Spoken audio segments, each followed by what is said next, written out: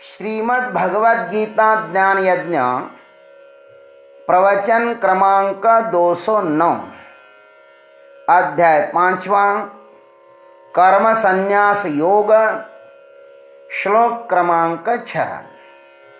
ओम त्र्यंबकं यजामहे सुगंधिं पुष्टिवर्धनम् उर्वारुकमिव बन्धनान् मृत्योर्मुक्षीयमामृतात् समस्तजनकल्याणनिरतं करुणामयं नमामि चिन्मयं देवं सद्गुरुं ब्रह्मविद्वरं वसुदेवसुतं देवं कंसचानूरमर्दनम् देवकी परमानंदं कृष्णं वंदे जगद्गुरुम्। ओम तत्सत्। निष्काम कर्मयोग से अंतःकरण शुद्धि के द्वारा ज्ञान की प्राप्ति होकर अंत में मोक्ष ही मिलेगा। तो अर्जुन कहते कि हे प्रभु, मैं पहले से ही ज्ञान मार्ग का ही आश्रय क्यों न लूं? इस पर भगवान कहते हैं, संन्यासस्तु महाबाहो दुःखमाप्तुमयो गतः योगयुक्तो मुनिर्ब्रह्मा न चिरेणाधिगच्छति। हे महाबाहो, अयोगतः संन्यासः दुःखम आप्तुम। निष्काम कर्मयोग के बिना संन्यास माने अकर्तृत्व भाव प्राप्त होना कठिन ही है। योग युक्तः मुनिः ब्रह्मण विचरेण अधिगच्छति।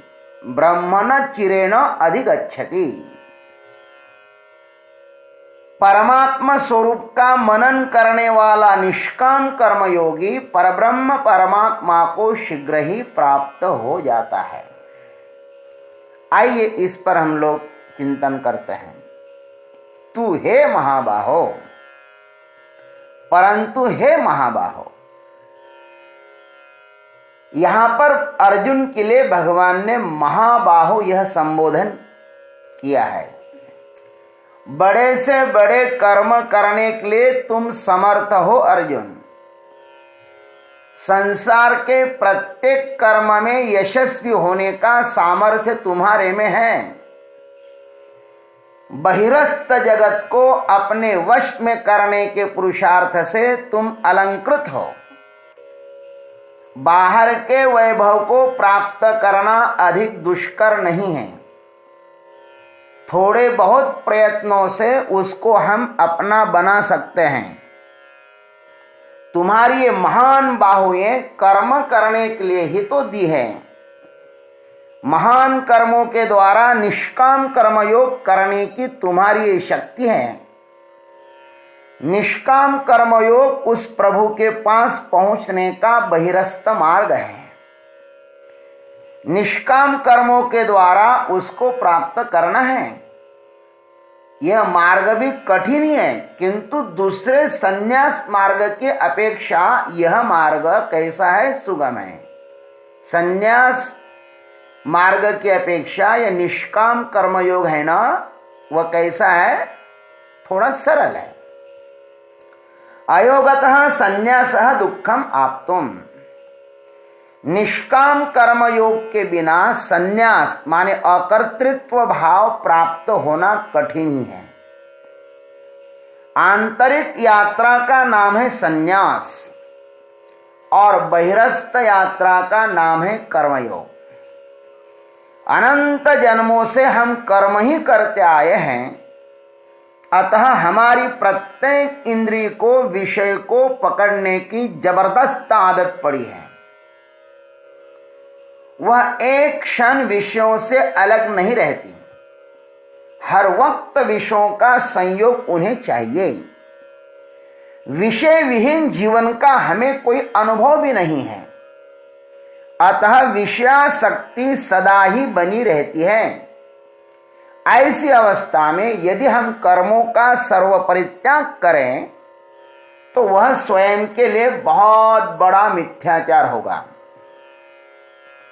दूसरों को धोखा दिया जा सकता है, किंतु उस मिथ्याचार से स्वयं को बचा पाना दुष्कर ही है। भीतर विषय भोग की प्रबल इच्छा हो और बाहर से स्वयं को संन्यास के आवरण से, वस्त्रों से आच्छादित किया हो, यह एक महत विटंबना ही होगी। स्वयं तो दुखी ही है, तो उसके सानिध्य में आने वाला भी कैसे सुखी हो पाएगा। इसलिए भगवान की यह घोषणा यथार्थ ही है। वासनाओं को समाप्त कर उसे निर्मल बनाने का एकमात्र उपाय है गृहस्थाश्रम। गृहस्थ आश्रम के यथोचित कर्म करते करते ही चित्त निर्मल होगा। निर्मलांतःकरण युक्त मानव ही प्रभु तक पहुंच पाता है। भगवान स्वयं कहते हैं, निर्मल मन जन सो मोहि पावा, मोहि कपट छल छिद्रन भावा। त्याग पूर्वक कर्म करने की थोड़ी थोड़ी झलक गृहस्थाश्रम में ही मिलती है। जैसे माँ बाप बच्चों का, माने छोटे से नन्हे बालक का संगोपन करते हैं ना, लेकिन उससे कुछ पाने के लिए नहीं, अपितु उसके संतुष्टि के लिए ही करते हैं। पत्नी सब परिवार को दिन में 3 बार खाना बनाकर कुछ पाने के लिए नहीं, परिवार के हित के लिए ही बनाती है खाना। यह जो फलाकांक्षा रहित प्रकृति प्रदत्त मनुष्य के लिए दी हुई अनमोल देन है, उसी का शनै शनै संग्रह करना चाहिए। जो शक्ति है उसको बढ़ाना चाहिए। छोटा बीज ही वटवृक्ष हो सकता है। आज अधिकतर हम शिखर पर पहुंचे हुए व्यापारियों को देखते हैं कि उनका प्रारंभ बहुत छोटे धंधे से ही हुआ है, लेकिन उत्साह के साथ और शनै शनै उन्होंने अपने शिखर को छू लिया।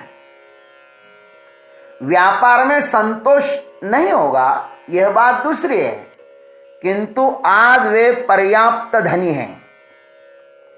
शनै शनै हम व्यवहार में सफलता प्राप्त कर सकते हैं, तो क्या उस परम सत्ता को शनै शनै प्राप्त नहीं हो पाएंगे? अवश्य ही होंगे, किंतु शुभारंभ करो। जो आज हमें उपलब्ध है, पहले उसको आदर देना सीखना चाहिए। जिस जगह कर्माशक्ति में हम हैं, उसे स्वीकार करना चाहिए।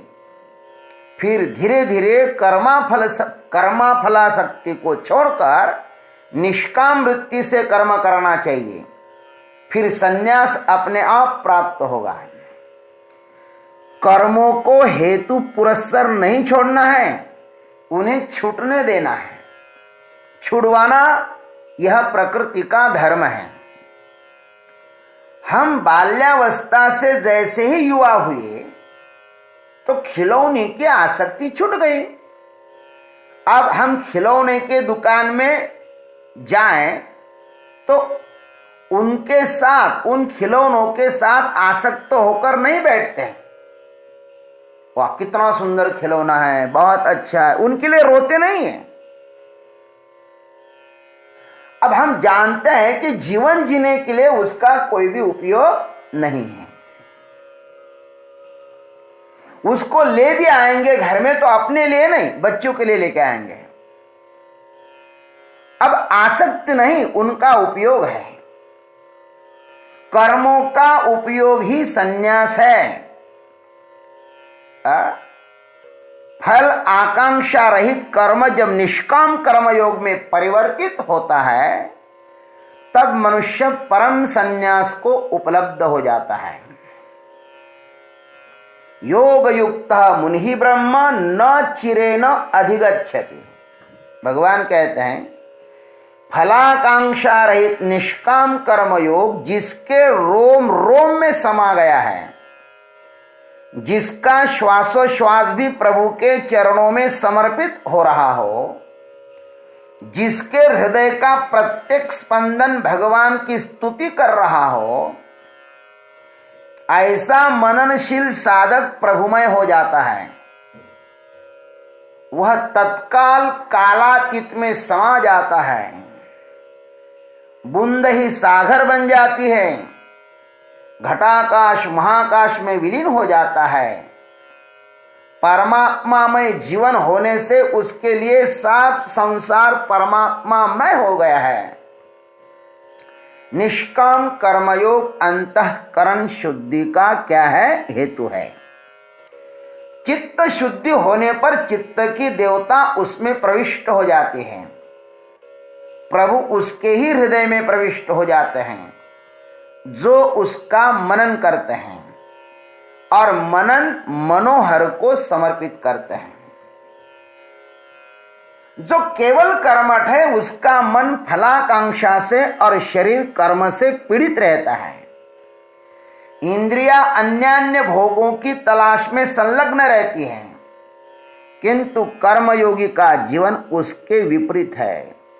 उसका शरीर परमात्मा की सेवा में जुड़ जाता है, मन प्रभु के चिंतन में और अन्यान्य इंद्रियां उस प्रभु के गुणगान में मस्त रहती हैं।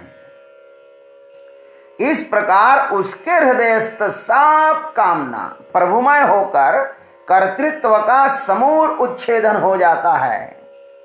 तब निष्काम कर्मयोग से अंतःकरण शुद्धि के द्वारा उसे ज्ञान की प्राप्ति होकर अंत में वह परम संन्यास को उपलब्ध होकर तत्क्षण परब्रह्म का साक्षात्कार कर लेता है। माने निष्काम कर्मयोग से अंतःकरण की शुद्धि होगी, अंतःकरण शुद्धि से फिर आत्मज्ञान होगा और आत्मज्ञान से आत्म साक्षात्कार होगा। यह क्रम है।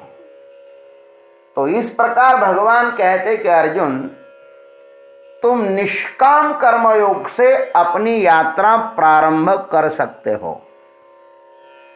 ओम तत्सत। जय गुरुदेव, जय जगदीश्वर, जय जय महाकाल।